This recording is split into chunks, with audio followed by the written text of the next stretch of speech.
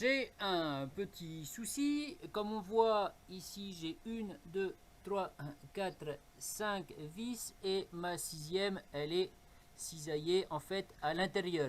Donc je vais vous montrer comment je fais pour extraire une vis cassée comme ça à l'intérieur.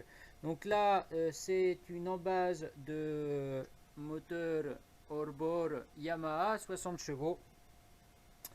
C'est un bloc en aluminium, c'est une vis en inox.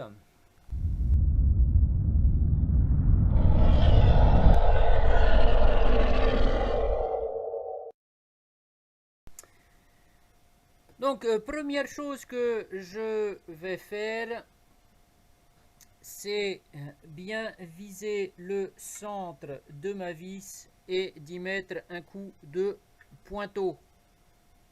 Comme ça.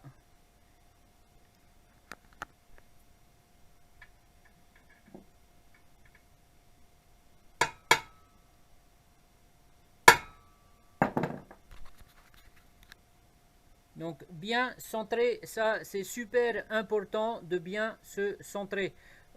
Toute la procédure va dépendre en fait de notre qualité à centrer notre vis ici et notre perçage. Puisque maintenant on va prendre, donc là je vais travailler avec un set d'extracteurs. Donc ça, on les trouve un peu n'importe où, sur Amazon ou dans n'importe quel magasin d'outillage. Ça vaut pas très cher. Un set comme ça vaut entre 20 et 50 euros suivant ce que vous prenez comme marque.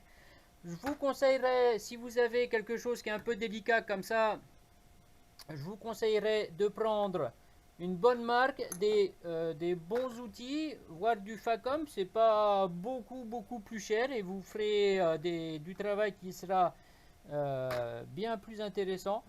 Ce qui est intéressant à faire, c'est de prendre les jeux d'outils qui sont fournis avec les mèches qui vont avec au niveau du diamètre. Comme ça, vous n'avez pas besoin de courir partout.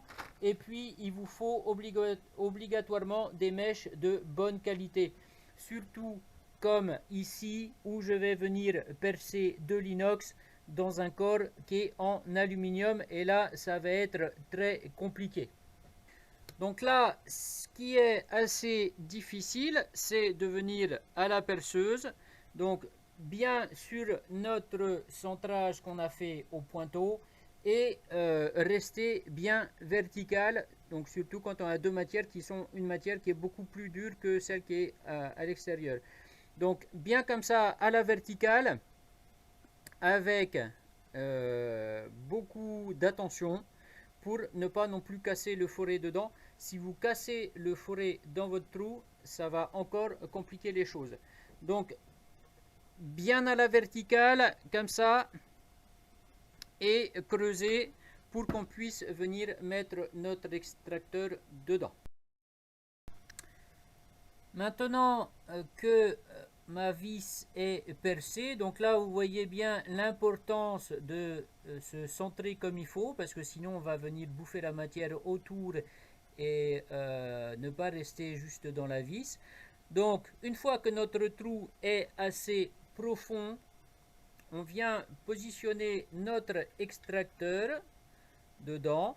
Alors il peut être intéressant de venir le marteler un peu pour aider à le faire mordre. Puis ensuite on prend un tourne à gauche et on va venir donc défaire notre vis comme ça. Alors, dans certains cas, comme c'est le cas ici, mes vis étaient montées au loctite et au loctite rouge. Donc c'est une aberration absolument totale, mais au niveau de la fabrication, ils montent du loctite rouge.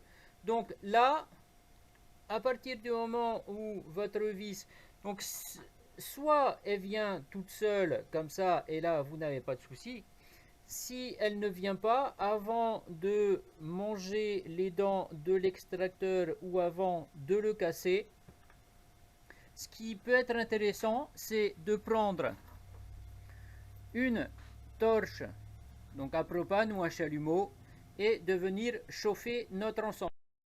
Donc là, si ça ne veut pas venir, un coup de chauffe.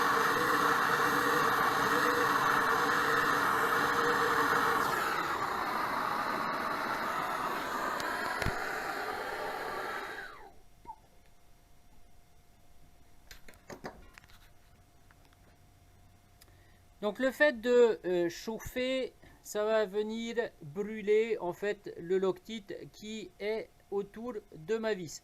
Alors bien sûr, il faut avoir des surfaces qui sont complètement nettoyées, exemptes de graisse et d'essence pour pas cramer tout ça.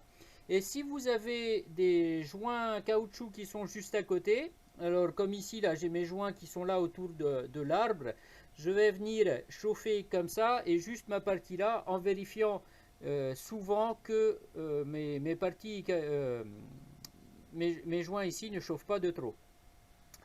Bon, bien sûr, c'est aussi possible de démonter tout ça. Donc, chauffe de l'ensemble, puis une fois que c'est encore chaud, bon là évidemment pour la démo, c'est hop. Une fois que c'est encore chaud, vous venez le défaire. Voilà, et là, voilà, là maintenant votre vis. Donc on tourne évidemment à l'envers. C'est pour ça que ça s'appelle la tourne à gauche. Parce qu'on tourne dans le sens inverse. Voilà. Et hop, je vais y arriver.